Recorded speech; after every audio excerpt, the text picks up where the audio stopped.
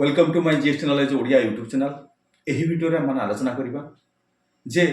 Bank account inability बाबद है RBI रो new guidelines अनुसार जो 2 डिसेंबर 2024 रे आरबीआई गाइडलाइंस इश्यू करछि प्रत्येक कमर्शियल बैंक को एक्सेप्ट आपनकर आरआरबी जो रीजनल रूरल बैंक रहिला तांकु छाड़ी की समस्त कमर्शियल बैंक को नोटिफिकेशन आछि एवं आसीछि नोटिस जे कोन पाई ना बैंक अकाउंट गुड़िक इनऑपरेटिव करने तेणु क्यों कारण आपण मान बैंक अकाउंट इनऑपरेटिव से बाबद आम आलोचना करवा कारण आपण सावधान रहिले आपणकर बैंक अकाउंटा इनऑपरेटिव हम ना केवल इनऑपरेटिव नुहे जदि आपणकर बैंक अकाउंट इनऑपरेटिव है ता जदि से अकाउंट से किसी पैसा थी से पैसा गुड़ा कौन हम ना ट्रांसफर हो सरकार पाखक सरकार पाख अर्थ जो एजुकेशन अवेयरनेस फंड रही से आपण पैसा जाए से एजुकेशन एंड अवेयरनेस फंड रे डिपोजिट हम तेणु निहाती भाव में आपड़ जानवा उचित जे कहीं आपणकर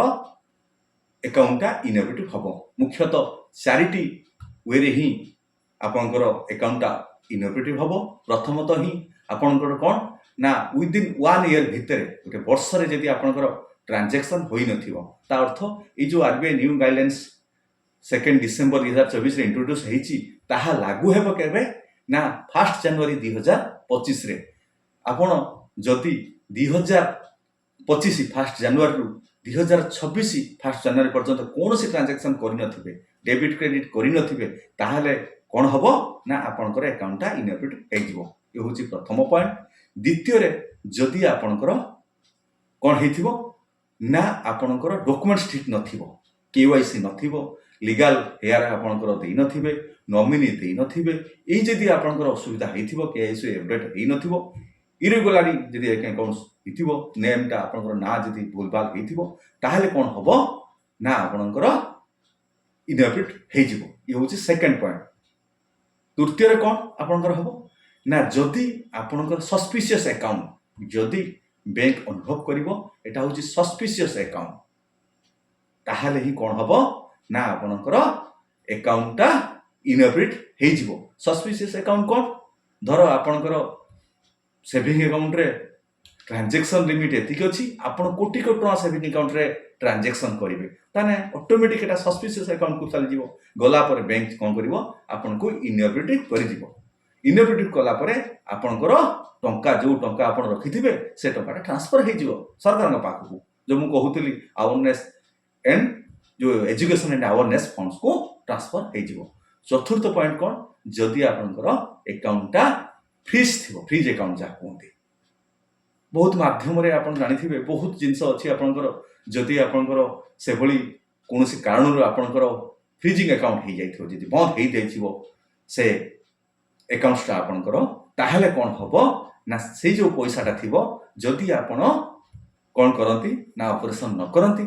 जाई बैंक को देखा न करंती आपनकर डॉक्यूमेंट्स अपडेट न करंती बा नॉमिनी दे नथिबे बा कोनोसी प्रकार आपनकर कोन हेथिबो ना आपनकर लीगल हेयर नथिबो ए सब कारण केएससी नथिबो जदि ए कारण आपनकर बंद हे जाइथिबो अकाउंटटा से फ्रीज अकाउंट को भी आपण जाई इमीडिएट अपडेट करिवे तन आपण चारि ता वेरे बैंक कोन करिवो ना आपनको अकाउंट को इनऑपरेटिव कर दबो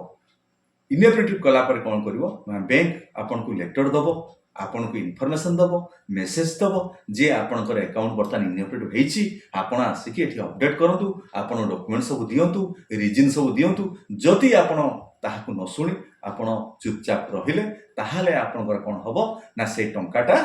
आपनकर कोठी की पळेबो ना सरकारनकर एजुकेशन एंड अवेयरनेस फंड्स को पळेबो तेनु आपण माने सतर्क रहंतु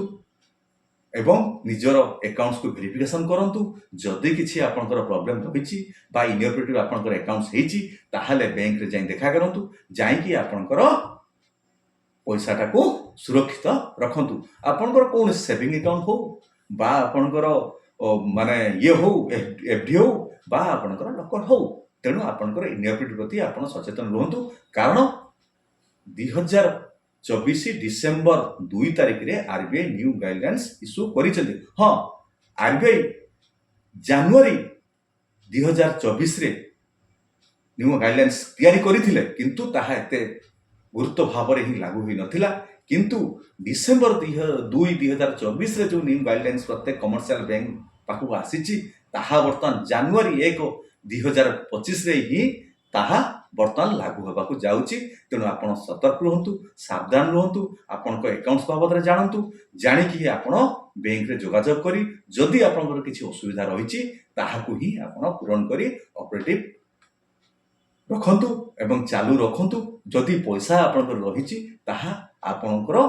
ଯେଭଳି ସୁରକ୍ଷିତ ରହିବ ତାହା ବାବଦରେ ଚିନ୍ତା କରନ୍ତୁ। ତେଣୁ ଆପଣ ଜାଣିଲେ ବ୍ୟାଙ୍କ ଆକାଉଣ୍ଟ ଇନୋଭେଟିଭ ବାବଦରେ ଯେଉଁ ନୂଆ ଆରବିଆଇର ଗାଇଡଲାଇନ୍ସ ଆସିଛି ସେ ବାବଦରେ। ବହୁତ ବହୁତ ଧନ୍ୟବାଦ ଆପଣମାନଙ୍କୁ